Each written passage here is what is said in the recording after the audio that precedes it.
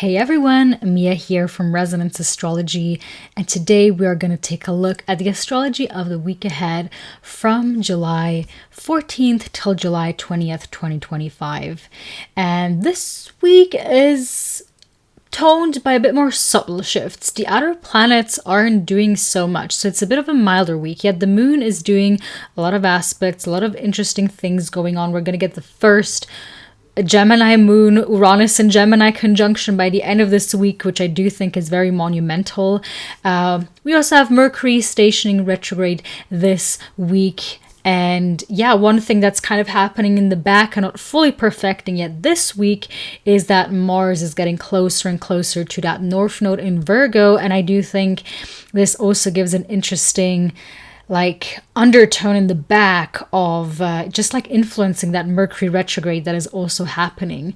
So yeah, a bit like soft landings in the beginning, and then there is a bit of a turning point by the end of this week. And also, full disclaimer, I am pre-recording this on Friday already. I usually do it very timely. I usually record it right on Monday and upload it right on Monday, just because I like getting in the feel of astrology. I like to be at the edge of the pulse, so to say, because then I can kind of feel the planets the best. But this time around, I will be in Montreux at the Jazz Festival. I'm going to a concert with my mom, and so I sadly won't be able to take all of my equipment there. And yeah, this is why I'm already pre-recording this. So yes, already doing this on Friday, just a bit after that Capricorn full moon that we just had, which was, yeah, I'm so curious how it was for you guys, because I had a pretty nice night. It happened in my third house, and the third house is very much the local environment, kind of like the fish tank environment. So everything that is happening in close vicinity that is not your home, not where you live, but everything outside of where you live, and that is still pretty close to you. So neighborhoods and all of that. And I went to go see the moon outside with my mom. We went to gaze up upon it. It was very beautiful. And yeah, and then there was also this nice local cat that joined, and it just felt very third housey. And so yeah, that was my full moon for me. Also some other things that developed for me with maybe taking things more seriously astrology wise and connecting more locally, because I'm very online and I love that. I love showing up and being here on YouTube and on Instagram. I do things on English. I can express myself astrologically wise quite good on English, yet it leads many people to believe and assume that I'm from the US, which is just not true. I'm from Switzerland. I live here. I can also talk German. I can talk Swiss German. Even natively, I'm even from the Balkans, so I can speak Croatian, Serbian. And yet this doesn't really shine through. And I do feel like it's important for me to connect more locally with people in real life, with organizations, astrology, and all of that. Just for the future. So that's just kind of been on my mind, and I'm curious how you guys felt that full moon coming up for you. That's kind of what I have as a brief reflection, but I don't want to keep you waiting too long. I definitely want to talk about the astrology of the week ahead, because this is what we're focusing here on. And we're going to start with Monday, July 14th. This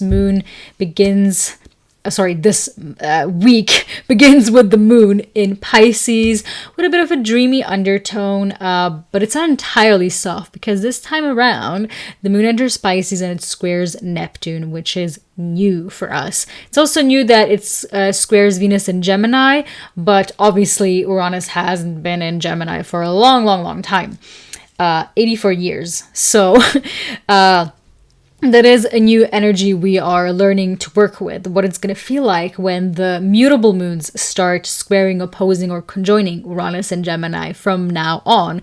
So this definitely gives a bit of a stir in emotional surprises, perhaps, and maybe relational reactivity towards certain things, especially in how we communicate. This week, there is definitely a disclaimer in communication and misunderstandings. Not just because Mercury is stationing retrograde, that's a big huge reason for it, but also with Uranus in Gemini and Venus in Gemini, which are both kind of ruled by that Mercury that is about to station retrograde. Okay, guys, sorry, I wrote something in my notes and I didn't realize that this is wrong. I wrote the sun instead of the moon accidentally. So the moon also in the sign of Pisces also is going to trine Jupiter amidst all of this, which does offer kind of a gentle expansion and nourishment behind the reactivity. I think there is room for repair on Monday if anything happens on Monday. Definitely also a good day to be a bit like, there's probably going to be some mental overstimulation, and at the same time, if we lean into that emotional intuitiveness, I think we can overcome a lot of that mental tension that is going on. So, excuse me for that blooper. I was literally so confused right now, and it's, that's typical Mercury. About to go retrograde thing, that it's that false note. It's that, how should I say, the ticket you booked and now everything's weird. So, general rules for Mercury retrograde. It's like double, triple check things, which I totally should have done, even though I did check my transcript before. But it's just the small mistakes that are very Mercury going retrograde like.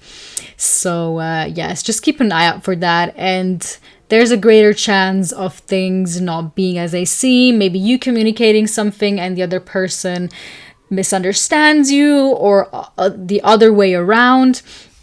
Yes, we're going to talk about this in a minute. Just to not get too much ahead of ourselves here.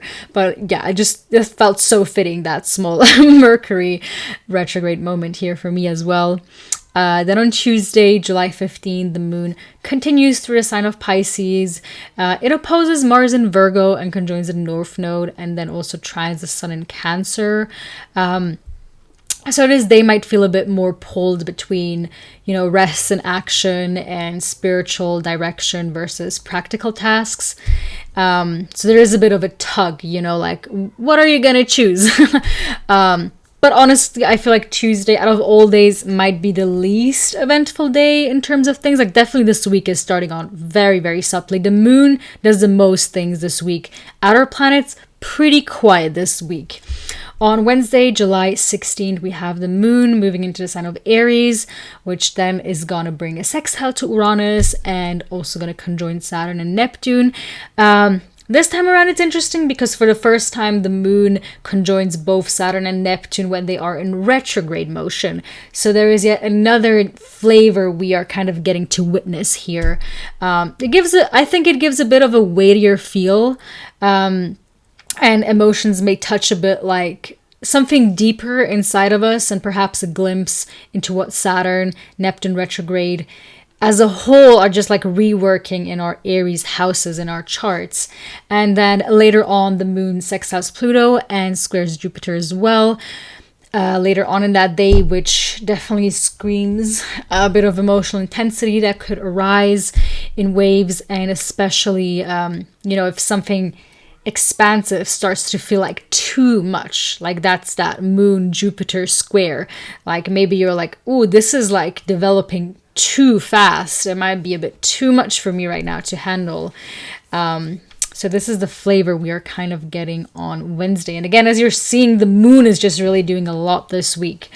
Then on Thursday, July 17th, again, a quieter day. The Aries moon forms a sextile to both Venus in Gemini and Mercury in Leo. So that's, it's not a sextile, it's a trine to Mercury in Leo. But essentially, both of these aspects are positive aspects. They're ruled by the benefics. A sextile is ruled by Venus and a trine is ruled by Jupiter.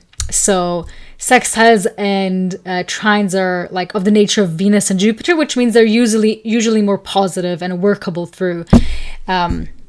Sorry for that mic scratch. So this might bring a bit of more ease in conversations and our expression and how we articulate ourselves emotionally, before that Mercury retrograde goes on. So it's a good day to write, speak, or just kind of like flirt with your thoughts. There's like a room for like playful communication and maybe expressing something in a way, like in an artistic way. You wouldn't be able to do it otherwise. Like that Venus and Gemini and Mercury and Leo energy together with a sextile from the moon. It's like, make bold moves in ways you wouldn't otherwise. Like, if you have a crush, maybe, do a collage for them and send it to them, or create a playlist they can listen to. Like, get creative in how you're communicating. Not everything has to be said just through words in that way. There's lots of other ways that we can also communicate, obviously through like our words, but our words can be expressed through a dance, through a play, through a painting. So there's room for many things, and that's a good day to catch that on track, because yes, then on Friday, Friday, July 18th, we have still the moon in Aries, but officially it's the last quarter moon in the sign of Aries. So, there's a bit more tension that is going on, because obviously when we have that last quarter moon, the moon squares the sun, and that can be a bit harsh. Then there is also the turning point, because Mercury stations retrograde in Leo on that day. And this retrograde also kind of begins with a Venus Mercury sextile, right? So we're coming off from Thursday, July 17th, where the moon does it, and then both Venus and Mercury do the actual sextile. So it does feel like a bit of a graceful note, and like a helpful conversation or something that happens, like a gentle letting go or an old connection reemerging that could be resolved during that day. Personally, for me, I sometimes feel like the pre-shallow period of Mercury sometimes is a lot more chaotic, and then once we enter that Mercury retrograde phase, we're like in the eye of the storm and things aren't that crazy. Or at least not, I don't know, I just, around that time, just like before that station retrograde and maybe on that day, things seem to be the most chaotic. So yes, everything leading up to that. And then, I think Friday is interesting. This Mercury retrograde, I'm not a big fan of. It seems like a rather harsher one, just because, there's many, like, with like Pluto and other things that are just I don't know. And so I do think just it's going to be a more unfun one. Like the middle might actually be the most joyous and easeful part. But I at least like that before Mercury, or I mean not before, but like just as Mercury stations retrograde, we do get that Venus sextile, because I feel like that has a bit of a positive note in there. At least that's what I think. Like there could be some good resolution that happens during the retrograde, relationship wise, if something old is coming up again, especially if it's like something that hasn't been like fully said, needs to be said out loud, something that got buried. I think that's a good day for that, to like be bold and courageous to actually just like say it as it is. Which also reminds me, it's like, even if 2-3 years passed and you haven't, and like there's something inside of you still want to tell to a person, do it. Like, just do it. If there's a possibility, like, if you're still on at least okay terms, what can you lose? At the end of the day, you need to keep your lawn clean. If it's bothering you that much that you go sleeping at night and you're like, I want to say to them, I can't live in peace if I haven't said this, if I haven't said this apology, if I haven't said how I truly feel or think about them, that might be a day to do it. And so let me put it this way. I know people don't recommend these things during a Mercury retrograde. I'm a bit of a different kind of person. I think the Mercury retrograde periods are sometimes here to just spice things up a bit, And it's like maybe that's your transit. Maybe you're even that ex that comes back into someone's life. Like, it's not always about you. Maybe sometimes you're the transit for somebody else. So don't underestimate that. And it's like, okay, maybe that day you spark a conversation and then things develop, and then once the Mercury retrograde is over, things have settled. And it was important to kind of go back and reroute, okay? Going back is not always a bad thing. It can lead to a lot of resolution that we carried on our backs, and like we didn't even know we needed to lift that weight off our shoulders. So, don't be shy on like, creating a bit of drama, okay? It's a Mercury retrograde in Leo. I'm not saying create too much drama. I'm not here for that, but creating a little bit of drama for the sake of like resolution and like just, stirring things a bit. I'm here for it. I think that's totally fine, and that's totally fine under this Mercury retrograde transit. So yeah. One thing that we do just have to be careful of is that in the back, again, Mars is getting closer and closer to that North Node. Why is this important? Because Mars is in Virgo, North Node is in Virgo, which means they're ruled by Mercury. Mercury that is going retrograde at that time.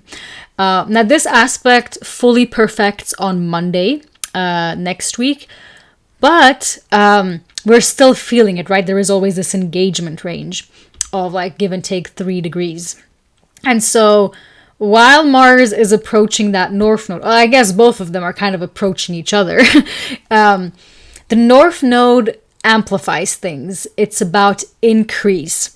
And so sometimes when the malefics are near the North Node, it can increase their maleficness. And when you think of Virgo, what are like the qualities you think of Virgo that are maybe a bit harsher? Well, for me, the first thing that comes to mind is definitely perfectionism. Like that's definitely a toxic trait of Virgo that can happen here. And with Mars, we really have to be careful to not overdo things, especially when it comes to like, what are examples I'm thinking of right now? Currently, I'm just like thinking of like a health regime, Maybe you're like, I'm going to go on a new diet. Then all of a sudden you get so rigid and you get so stressed out about doing everything right that you have a mental breakdown going to a restaurant because they put seed oils or something in your food. And then this thing that you wanted to start to do for yourself that is healthy, that is good, starts to become something to your detriment. Like you get so perfectionistic about it that you start stressing about not doing it right, that in turn, it actually kind of becomes like unhealthy for you.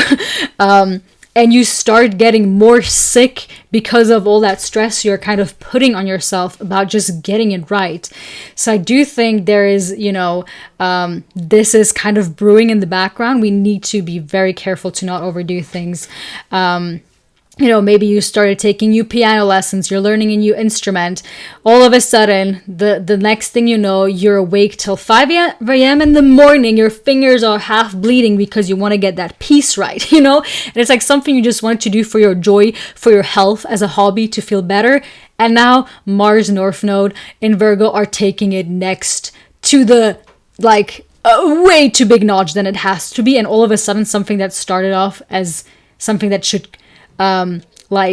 be conducive to your health actually like strips you away and makes you sick, so we have to keep that in mind. So yeah, this is, I think, Friday probably one of the most eventful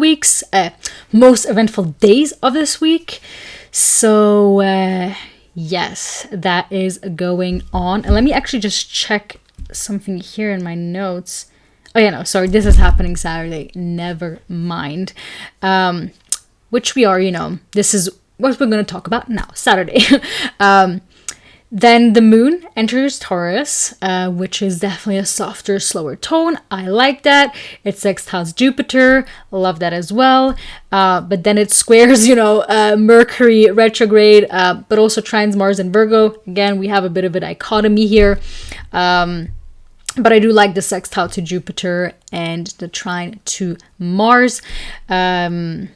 yeah, just because it could make us a bit more chilled out with like not overdoing it with that Mars North Node conjunction in Virgo.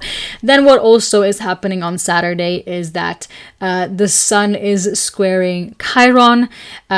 This could potentially stir some vulnerability, especially around like nurturing and care if you have been overgiving or undergiving potentially. So you might feel like something hurts more than it should. So there could, like, if there's a day of old wounds resurfacing, especially with that Mercury retrograde as well, I'm just thinking, you know,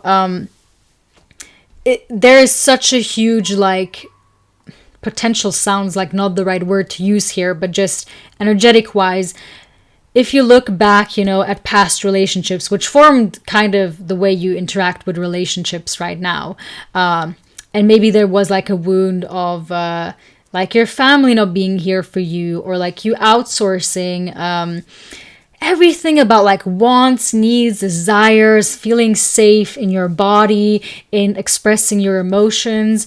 If that was something that stung, you know, in a former relationship, that's definitely coming up by the end of this week with Mercury going retrograde and with that Sun Chiron square as well. And that's why I'm saying, you know, like, bring in the drama. Like, you might be surprised of things resolving in a way that you didn't expect them to resolve, which is very also, you know, that sextile that Venus in Gemini brings here as well. You know, sometimes Gemini has this really good quality of coming up with unexpected solutions, and especially now with Uranus there as well. It's like unexpected solutions to problems we didn't even think about. We just gotta ask the right questions. And this is what Sunday is amazing for, because it's a bit of a historic day, you know, in our matrix here, because the moon is going to enter Gemini, and it's going to be the first conjunction that the moon has with Uranus in Gemini. So this is like our first monthly emotional ping from this radical new shift that we are getting here. Of course, the moon then also sextiles Saturn and Neptune, and also trines Pluto. So there is, like, you know, subtle but meaningful emotional reprogramming that's kind of going on. But I wouldn't underestimate that, you know, Moon Uranus in Gemini conjunction that we are experiencing here. Because, again, this is that day where it's like, ask the right questions. You're not gonna believe how far you can go when that right question pops up, because it's like that right question opens a whole new door, opens a whole new world. And that's maybe what we need, you know, that's maybe what we need. With Uranus, I think we don't even have to do so much. It can just be this inner, like thing that just bursts, and it's like, aha, it's like this aha moment. Especially with like Moon and Uranus, I feel like it's that emotional aha moment of realizing, oh, this is why this pattern is coming up. This is why I have been acting this way. And just being like, oh, maybe I just never asked. Like, maybe I just never asked for the thing that I want. How can I go on about doing that? So I really like Sunday for that as well. There's like a new storyline that is unfolding on how we relate to ideas, movement, media, and curiosity itself here. So, yeah, this week just really feels like, you know, it's a quiet week, but nothing is really louder than a subtle turning point. So don't underestimate what this week can do. Even if there's no major transits, nothing crazy is going on, there are like subtle shifts that are quite monumental in our new story arcs and our astrology matrix for the year that is happening. And again, while it's a quieter week on the outer planet front, you know, that Mercury station and Moon-Uranus conjunction do bring pivot points. So expect, you know, moments of miscommunication, reflection, and the return of like old thoughts and themes, especially around self-expression, if that has been stifled in any way, especially in dynamics of not getting what you wanted or needed. And yet there is softness in the air too, you know, little openings, nourishing exchanges, and dreamlike currents guiding us back to center. So all in all, interesting, subtle week ahead that we have here. And yeah, I think we need that because week after that, a lot is going on with Pluto again, is probably going to be transformational. So I like that for us. So that's what I have for you guys for this week. I hope you enjoyed it. I post a lot of things on Instagram. If you haven't followed me on social media yet, it's really great. Like, I make extra posts. Sometimes you don't see it here. For example, I posted something about the Capricorn full moon. I didn't post on here like a long form video. Sometimes I do that as well, right? So definitely, you know, it makes sense to also follow me on there.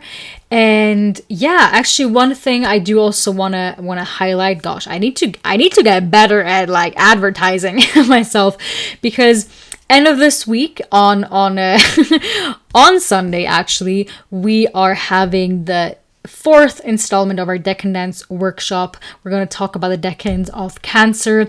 If you have any planets in Cancer, or you're just curious to learn more about the sign of Cancer, the decans are the 10 degrees increments of each zodiac sign. So, you know, depending if you have a planet at the first 10 degree, the middle 10 degree, or the last 10 degree in the sign of Cancer, is going to play out completely differently in your life. And this is kind of really what we're going to get into this workshop.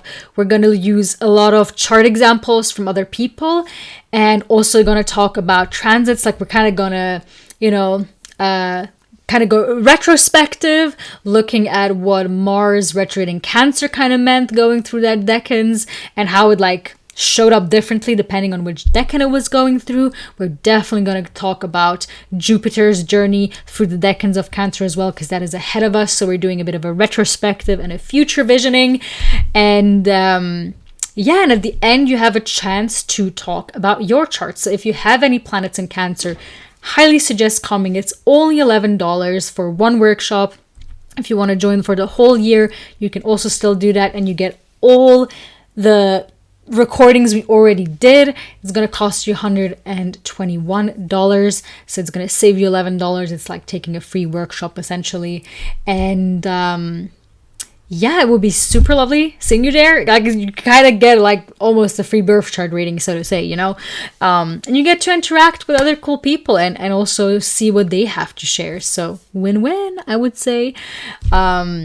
Yes, this is what I have for you guys. Again, commenting, liking, subscribing, very much appreciate it. You don't have to, but I totally appreciate it. And yes, I'm going to say goodbye with this and have a lovely week ahead. Talk to you guys soon. Bye.